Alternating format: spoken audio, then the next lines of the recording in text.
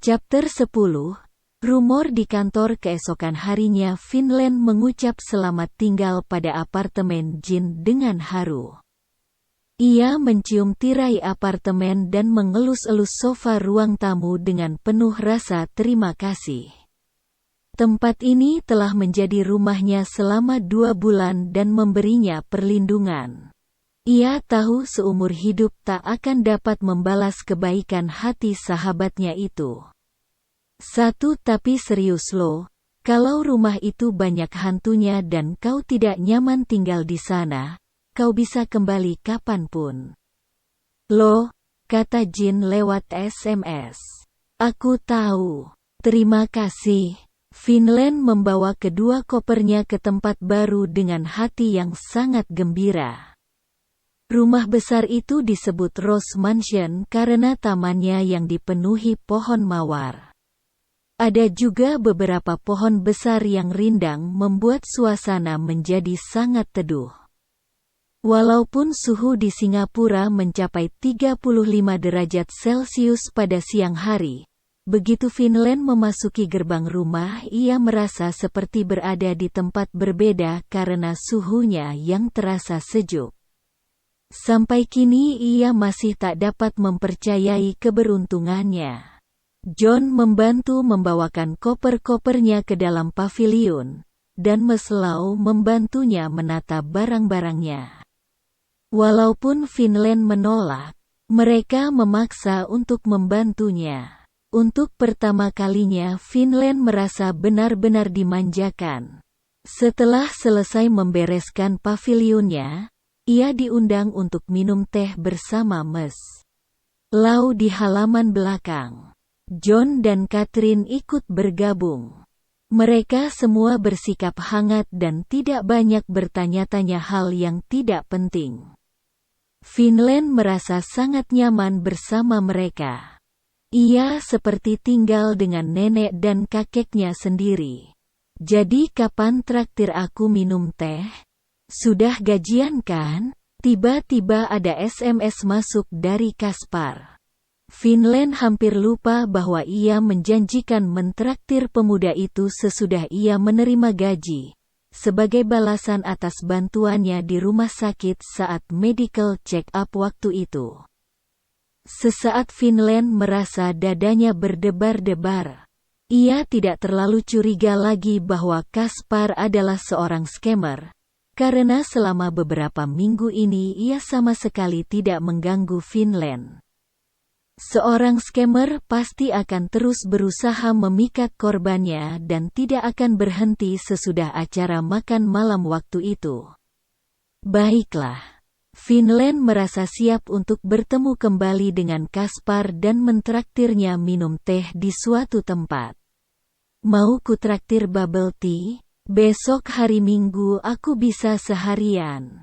Kalau Senin berarti sepulang jam kerja, Finland membalas SMS Kaspar. Bubble tea sounds good. Besok aku ada jadwal operasi seharian. Senin saja. Ku jemput di kantor, oke. Semoga berhasil dengan operasi besok. Tidak apa-apa. Tidak susah kok. Aku sudah puluhan tahun jadi dokter bedah. Bisa operasi sambil tutup mata, oh. Oke. Finland menutup teleponnya sambil geleng-geleng. Kaspar kadang-kadang terdengar agak arogan dalam pandangannya. Umurnya baru 35 tahun, kan?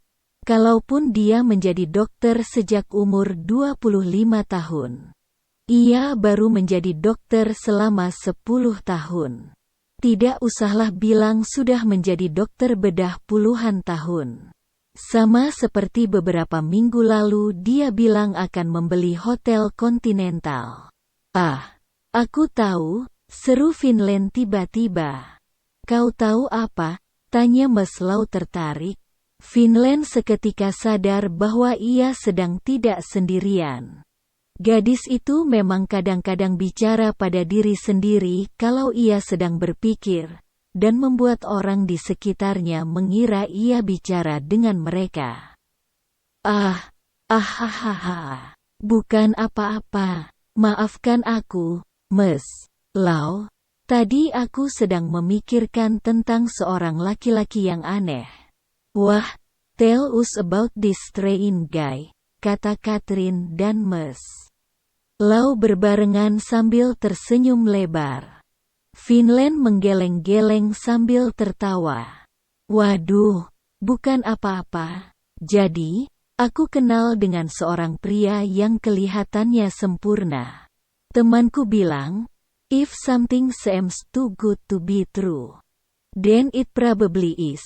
Kalau sesuatu kelihatannya terlalu bagus untuk menjadi kenyataan, bisa jadi memang itu tidak nyata. Nah, aku akhirnya menemukan kekurangan orang tersebut. Jadi dia tidak sesempurna yang aku bayangkan. Aku tahu kekurangannya. Memang, tidak ada orang yang sempurna, Nona. Catherine mengangguk-angguk.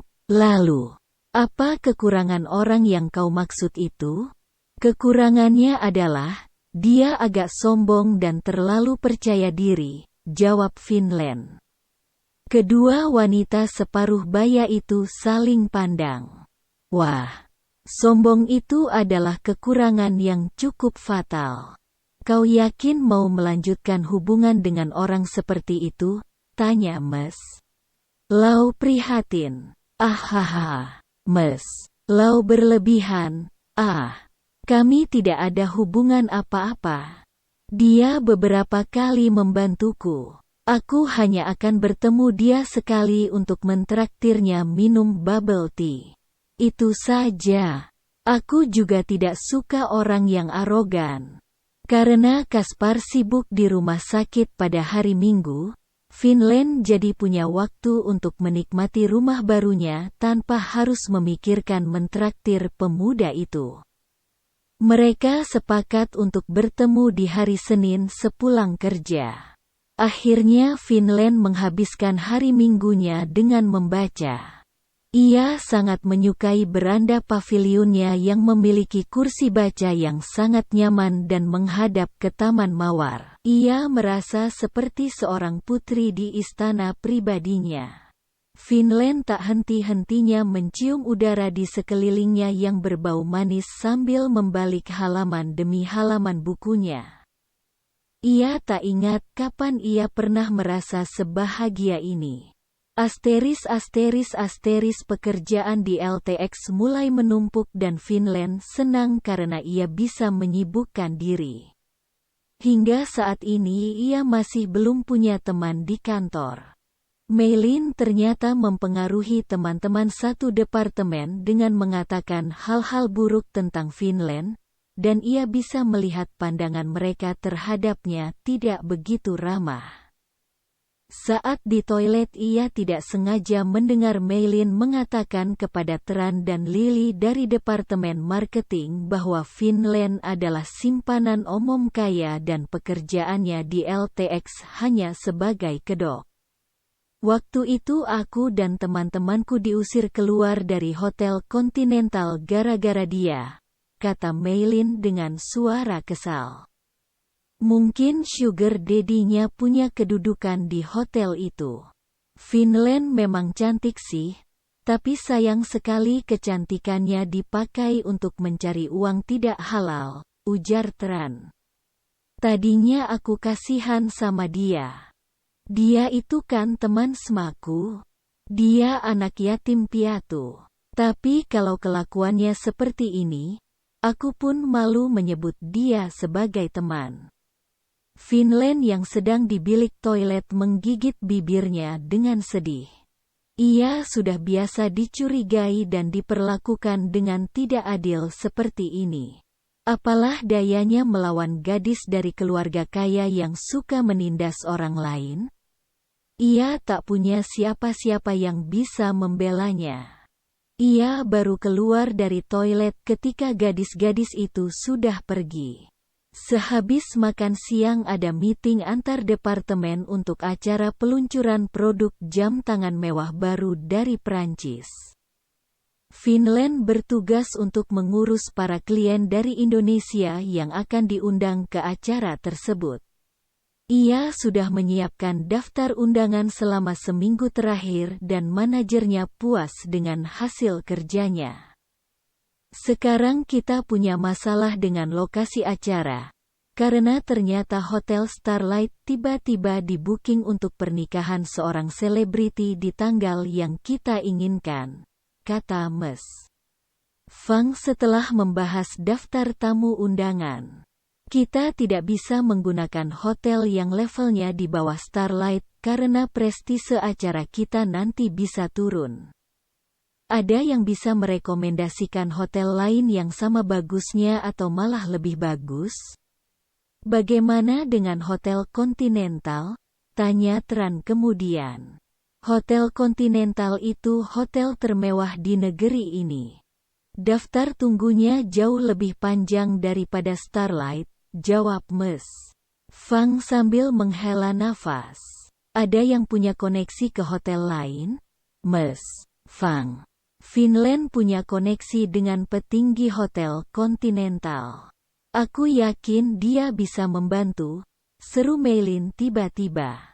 Seketika semua mata di ruangan itu beralih kepada Finland yang terkesiap. Tidak. Aku tidak punya koneksi apa-apa, katanya tergagap. Jangan merendah. Kau kan kalau makan malam di restoran Continental. Tempatnya langsung ditutup untuk umum, kata Meilin dengan nada sedikit mengejek.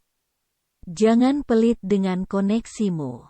Masa kau tidak mau membantu kepentingan perusahaan kita? Ms. Fang menatap Finland dengan pandangan sulit ditebak. Finland, tidak apa-apa kalau kau tidak bersedia. Kita bisa mencari tempat lain. Kami tidak ingin membuatmu berada di posisi yang sulit. Tapi kalau memang bisa, klien kita pasti akan sangat terkesan. Ia menyipitkan matanya dan melanjutkan dengan nada serius. Kalau kau berhasil mendapatkan venue di Hotel Continental, aku pribadi akan memberimu bonus 30% dari gajimu. Wah, Finland tidak suka menolak tawaran bonus dan uang. Seumur hidupnya ia harus selalu bekerja keras demi memperoleh sen demi sen untuk mencukupi kebutuhan hidup, dan sekarang setelah menerima gaji untuk pertama kalinya. Ia sangat bahagia melihat angka di saldo tabungannya tidak lagi berupa angka puluhan dolar yang miris. Setelah dikurangi biaya hidup dan sewa kamar kemarin, ia sudah menabung $1.500.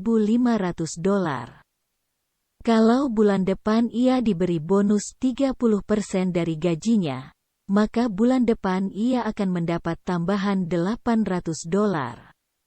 Itu sungguh uang yang banyak. Kalau menyebar brosur, ia baru akan mengumpulkan uang sebanyak itu selama 8 minggu.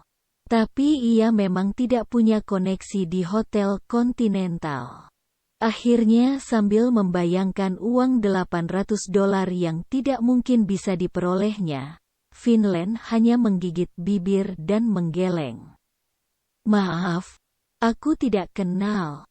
Semua mendesah kecewa. Sebagian orang sudah mendengar gosip bahwa Finland adalah simpanan seorang petinggi di Hotel Continental dari Meilin. Dan tadinya mereka berharap Finland akan menggunakan koneksinya itu untuk membantu acara mereka. Tapi ternyata ia masih berpura-pura tidak kenal dengan petinggi hotel untuk menyelamatkan mukanya.